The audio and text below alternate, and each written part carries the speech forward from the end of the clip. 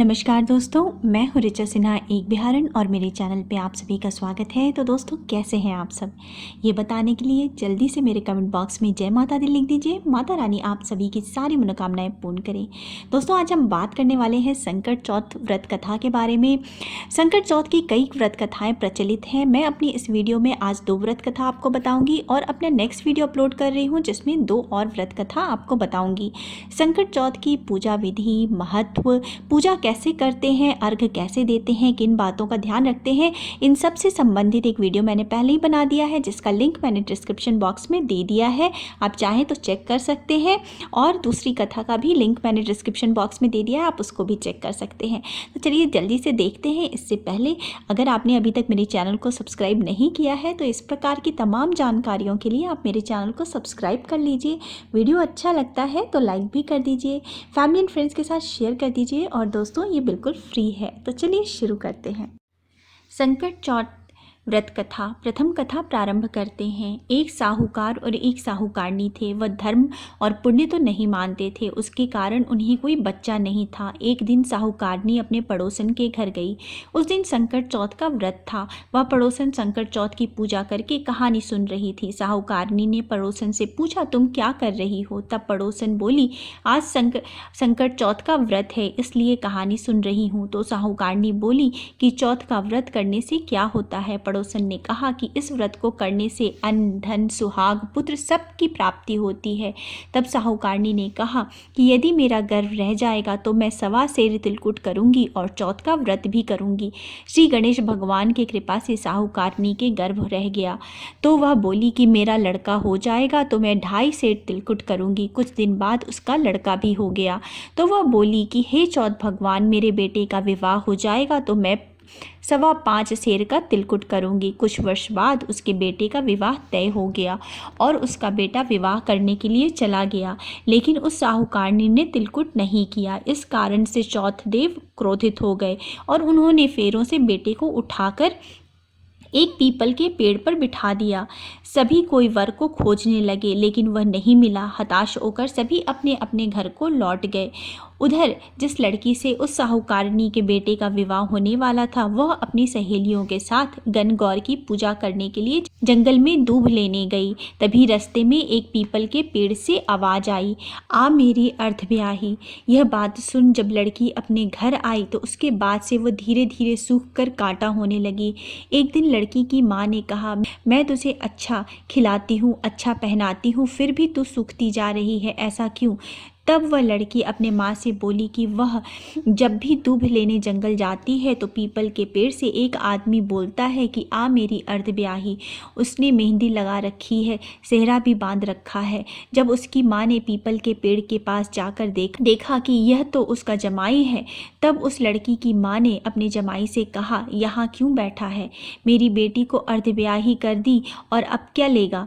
साहूकारनी का बेटा बोला, मेरी माँ ने चौथ का तिलकुट बोला था लेकिन नहीं किया, इसलिए चौथ माता ने नाराज होकर मुझे यहाँ बैठा दिया है। यह सुनकर उस लड़की की माँ साहूकारनी के घर गई और उससे पूछा कि तुमने संकट चौथ का कुछ बोला है क्या? तब साहूकारनी ने बोला, तिलकुट बोला था। उसके बाद साहूकारनी बोली कि यदि मेरा बेटा आ जाएगा तो मैं 2.5 मन का तिलकुट करूंगी। श्री गणेश भगवान को प्रसन्न हो गए और उसके बेटे को फेरे में लाकर बिठा दिया। बेटे का विवाह धूमधाम से हो गया। जब साहूकारनी ने बेटे बहू घर को आ गए तब साहूकारनी ने 2.5 मन का तिलकुट किया और बोली कि हे चौथ देव, आपके आशीर्वाद से मेरे बेटे बहू घर वापस आ गए, जिससे मैं हमेशा तिलकुट करके व्रत करूंगी। इसके बाद से सारे नगरवासियों ने तिलकुट के साथ संकट चौथ का व्रत आरंभ कर दिया। हे संकट चौथ, जिस तरह साहूकारनी के बेटे बहू को मिलवाया वैसे ही सबको मिलवाओ। इस कथा को सुनने वाले, कहने वाले और जयकारा लगाने वाले सबका भला करो। बोलो संकट चौथ की जय। श्री गणेश भगवान की जय। सतयुग में हरिश्चंद्र नामक एक प्रतापी राजा थे। वे क्षत्रिय धर्म में प्रवीण, सरल स्वभाव, सत्यनिष्ठ और विद्वान ब्राह्मणों के पूजक थे। उनके शासनकाल में अधर्म नाम की कोई चीज़ नहीं थी। उनके राज्य में कोई भी अपाहिज, दरिद्र या दुखी नहीं होता था। सभी लोग आदि व्याधि से रहित एवं दीर्घायु होते थे। उन्हीं के राज्य में एक ऋषि शर्मा नामक तपस्वी ब्राह्मण रहते थे। एक पुत्र की प्राप्ति होने के बाद ही वे स्वर्गामी हो गए। उनकी पत्नी अपने पुत्र का भरण पोषण भिक्षाटन द्वारा किया करती थी। उस ब्राह्मणी ने माघ मास में महाफलदायी संकटा चतुर्थी का व्रत किया हुआ था।